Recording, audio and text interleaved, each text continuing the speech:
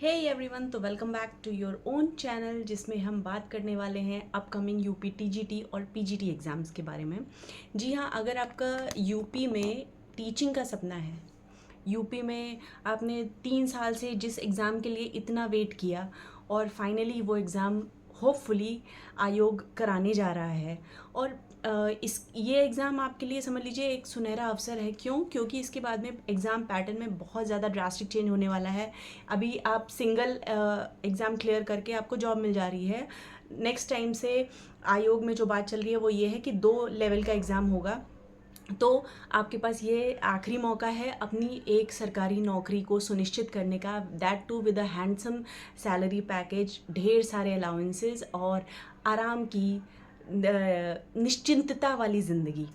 ठीक है, तो इस वीडियो में हम उसी के बारे में बात करेंगे कि अब देखिए एग्ज़ाम आने में चाहे वो पीजीटी का हो चाहे वो टीजीटी का हो, मेरा सब्जेक्ट इंग्लिश था तो मैं इंग्लिश के ही बारे में बात करूँगी और आपका सब्जेक्ट जो भी हो उसके बारे में आप रिलेटेड मतलब मैटर कंटेंट अलग आप देख लीजिए, लेकिन टिप्स आप ये फॉलो कर सकते हो। जैसे मान लीजिए अभी क्या है कि कुछ लोगों के लिटरेचर तो स्ट्रॉन्ग है, लिटरेचर पोर्शन अच्छा है क्योंकि वो फैक्चुअल होता है, लेकिन कॉन्सेप्चुअल बेसिस जो क्वेश्चंस होते हैं वो उनके ज़्यादातर रॉन्ग हो जा रहे हैं या फिर और कोई इश्यू आ रहा है। तो इसमें हम बात करेंगे कि अगर आपके लास्ट मोमेंट पे सिनोनिम्स एंटोनिम, आपको पता है ये सारे 5-5 क्वेश्चन फिक्स होते हैं एग्जाम में आने, डायरेक्ट इनडायरेक्ट हुआ या आपका जो पंक्चुएशन हुआ प्लस कॉमन एरर हुआ, तो उसके लिए आप क्या कर सकते हो लास्ट मोमेंट पे। तो देखिए उसके लिए कोई स्पेसिफिक बुक मैं नहीं सजेस्ट करूँगी। सब आप मैं क्या करती हूँ, मेरे पास जो भी कॉम्पिटिटिव एग्ज़ाम्स मैंने क्लियर किए हैं उनकी ही बुक्स हैं। तो उनकी बुक्स में ग्रामर पोर्शन देखिए, पार्ट्स ऑफ स्पीच सेम वही 8-9 है, आप वही प्रोनाउंस सीखिए, एडवर्ब फाइंड आउट करना सीखिए, वो भी आता है एग्ज़ाम में। और उसके लिए मैं इस तरह से एसएससी सीजीएल की बुक काफ़ी मोटी है ये, और इसमें एक एक टॉपिक के 800-900 क्वेश्चंस हैं। अब मान लीजिए 800-900 सिनोनिम्स आप नहीं तैयार कर पाओगे एक महीने के अंदर।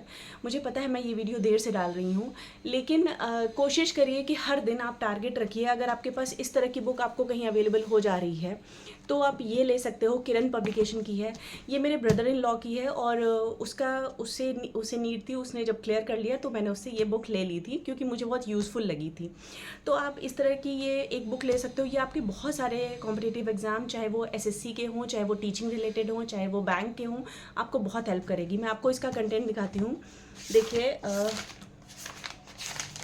जैसे कि ये है, इसमें कॉमन एरर्स भी हैं, फिर आपका इम्प्रूवमेंट ऑफ सेंटेंस है, ट्रांसफॉर्मेशन ऑफ सेंटेंस है, डायरेक्ट इनडायरेक्ट है, fill in the blank, synonym antonym. मतलब ये एक बुक ना अपने आप में कंप्लीट पैकेज है, और हर एक के कम से कम 800-900 से कम क्वेश्चंस हैं ही नहीं।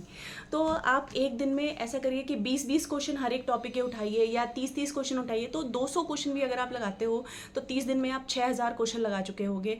एंड अच्छा खासा आपका अमाउंट, मतलब एक वोकैब का पोर्शन जो है, अगर आपके अभी 50 में से मान लीजिए 30 क्वेश्चन राइट हो रहे हैं तो आप आराम से 40 पे पहुंच जाओगे ये टेक्निक फॉलो करके। दूसरा, अब मैं ये कहूँगी कि आप नया कंटेंट तो पढ़ ही रहे हैं, मैं कहती हूँ कि जो आपने प्रीवियस पढ़ा है उसी को रिवाइज़ करिए लास्ट 15-20 दिन में। लेकिन फिर भी आप रिवीजन के साथ में देखिए, इस तरह की ओएमआर बुक्स जो हैं अवेलेबल है मार्केट में, और ये बहुत कॉस्टली भी नहीं होती हैं। ये आप ले लेंगे ना तो देखिए, सीबीटी मोड में तो है नहीं एग्ज़ाम, है तो ऑफलाइन मोड में। देखिए मैंने इसमें कितने ये सारे अपने पेपर सॉल्व कर रखे हैं, तो इससे बड़ा फ़ायदा हो जाता है कि आपको एक टाइमलाइन पता होती है कि मुझे इतने इतने समय में 125 क्वेश्चन मैं कितने टाइम में कर पा रहा हूँ। और वो पूरा एक, इसमें जब आप फिल करते हो ना अपनी डिटेल्स, तो ओएमआर जो वहाँ आपको मिलेगी, वहाँ पर आपसे गलती होने की संभावना बहुत कम हो जाती है। फिर तीसरा, मैं एक और लिटरेचर के लिए, तो देखिए जहाँ से जो कंटेंट मिल जाए वो कम है, क्योंकि इंग्लिश लिटरेचर का सिलेबस बहुत वास्ट है। टीजीटी में और पीजीटी में बस यही फ़र्क है कि उसमें 5 से 6 राइटर्स कहने को हैं, कि टीजीटी में इतने कम हैं, 4 राइटर हैं और उसमें 12 हैं। लेकिन आपको ऐसा नहीं है कि ड्राइडन से नहीं पूछा जाएगा, ऐसा नहीं है कि चौसर का नहीं पूछा जाएगा। तो वर्क आपको ऐसा नहीं है, हिस्ट्री ऑफ इंग्लिश लिटरेचर नहीं पूछी जाएगी या ब्रिटिश की नहीं पूछी जाएगी, तो पूछा आपसे सब कुछ जाएगा। इवन इंडियन राइटर्स भी टीजीटी में पूछे गए हैं कभी कभी, तो आपको तैयार सब कुछ करना है। अब इसमें क्या है कि मुझे लिटरेचर पोर्शन मेरा इसलिए ईजी लगता है क्योंकि मैंने जब तैयारी स्टार्ट करी तो मैंने यूजीसी लेवल की तैयारी स्टार्ट करी, मैंने टीजीटी का सिलेबस देखा ही नहीं। क्योंकि यूजीसी का जब आप क्लियर स्टार्ट करते हो तो उसका कंटेंट इतना वास्ट है, इतना इन डेप्थ है कि आप जब वो पढ़ लेते हो तो फिर आपको लगता है उसी में सब कुछ निहित है, उसी में समाहित है। तो ज़्यादा शुद्ध हिंदी बोल रही मैंने। तो ये मैंने एक ये भी बुक ली थी, वैसे तो ये भी अच्छी बुक है, यूथ कंपटीशन टाइम्स की, और इसमें भी लगभग 113 सेट्स हैं, इसमें सॉल्व्ड पेपर्स हैं, ठीक है। और लगभग ऑब्जेक्टिव क्वेश्चन देख सकते हैं 10,455 हैं। तो ये बुक भी बहुत यूज़फुल है, क्योंकि इसमें लगभग 10-12 राइटर्स के जो भी PYQs हैं, यूपी टीजीटी या आपके UGC net, LT grade, GIC, GDC, diet, assistant professor, DSSB, KVS, NVS, polytechnic lecturer, army welfare, AWS वाला जो एग्ज़ाम होता है, इन सब में जितने क्वेश्चंस आए हैं उन राइटर से रिलेटेड, चाहे वो शेक्सपियर हो, चाहे वर्ड्सवर्थ हो, चाहे निसिम एजिकल हो, चाहे कमला दास हो, चाहे आपका TS इलियट हो, तो सब सारे इसमें प्रीवियस ईयर्स क्वेश्चंस हैं। तो आपको अगर PYQs के लिए चाहिए तो आप ये बुक डेफिनेटली ले सकते हो। थोड़ा बहुत कभी कभार क्वेश्चंस गलत हो जाते हैं, इसमें ज़्यादा गलतियां नहीं हैं, थोड़ी बहुत हैं, थोड़ी बहुत तो देखिए प्रिंटिंग मिस्टेक होती है। अगर आपको किसी क्वेश्चन पे डाउट है आप गूगल कर लीजिए ऑन द स्पॉट। लेकिन मुझे ये बुक बहुत हेल्पफुल लगी, तो मैं इसीलिए आपको सजेस्ट करूँगी। इसके साथ ही अग्रवाल की मेरे पास वो भी है प्रैक्टिस बुक। देखिए 100, 200 की बुक्स आती हैं और ये ना आपका कॉन्फिडेंस बूस्ट अप करती हैं। तो अगर आप 100, 200, 500 के लिए कंजूसी करेंगे, मैं ये नहीं कह रही कि सबके घर की परिस्थितियाँ अलग होती हैं। मैंने ऑनलाइन भी एनरोल कर रखा था खुद को ऐप में, तो उससे भी मुझे बहुत बेनिफिट मिला कि ऑनलाइन भी मॉक टेस्ट मिलते हैं लगाने को। हालांकि उसमें बस 10-12 ही थे, तो मैंने और भी अलग अलग स्टेट्स के भी लगाए, जैसे एस्टेट का लगाया, जैसे आपका RPSC का लगाया, HPSC का लगाया, तो उससे भी बहुत ज़्यादा कॉन्फिडेंस बूस्टअप होता है। हालांकि HPSC का सिलेबस यूपी वाले से बहुत अलग है, लेकिन एक आइडिया आता है, क्योंकि आपको नहीं पता आयोग कब क्या क्वेश्चंस पैटर्न क्वेश्चन पेपर में बदलाव ला दे, या फिर आप उनसे नहीं क्लेम करने जा पाओगे। वो तो कह देंगे हमने तो सिलेबस में लिख कर दिया था। तो जो है अपने आप दूसरे में कमी ढूंढने से अच्छा खुद को इतना मजबूत, इतना परफेक्ट बनाओ कि आपको कैसा भी क्वेश्चन पेपर मिले आप बहुत खुशी से, मतलब क्वेश्चन पेपर देखते ही आपके फेस पे एक स्माइल आ जाए। और लास्ट टिप जो मैं बताऊंगी वो ये है कि देखिए, जब भी आपको एग्ज़ाम में क्वेश्चन पेपर मिले उसको पढ़ने के बाद ज़्यादा ओवर एक्साइट भी नहीं होना है, और ज़्यादा 2-4 अगर क्वेश्चन नहीं आते हैं शुरुआत में तो उनको देख के डिप्रेस भी नहीं होना है। क्योंकि ज़्यादा ओवर एक्साइटमेंट में क्या होता है कि आप सही लगता है कि हाँ मुझे सब आता है सब आता है, आधा क्वेश्चन पढ़ा, पता चले उसमें येस की जगह नो पूछा है, which of the following are not included, which of the following are included, not का बड़ा इंपॉर्टेंट रोल होता है हर एक क्वेश्चन पेपर में। तो आप वो मिस कर जाओगे। और एक एक क्वेश्चन की कितनी वैल्यू है ये उनसे पूछिए जिनका 2 क्वेश्चन 3 क्वेश्चन से एग्ज़ाम रह गया।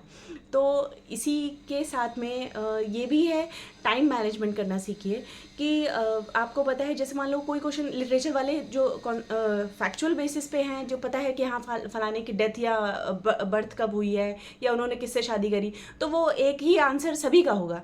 लेकिन जो आपका स्कोरिंग होता है वो होता है ग्रामर। आपने अगर वोकैबलरी अच्छी करी तो आप नो डाउट आपका एग्ज़ाम क्लियर होगा। लेकिन सिर्फ लिटरेचर पढ़ने से काम नहीं चलेगा।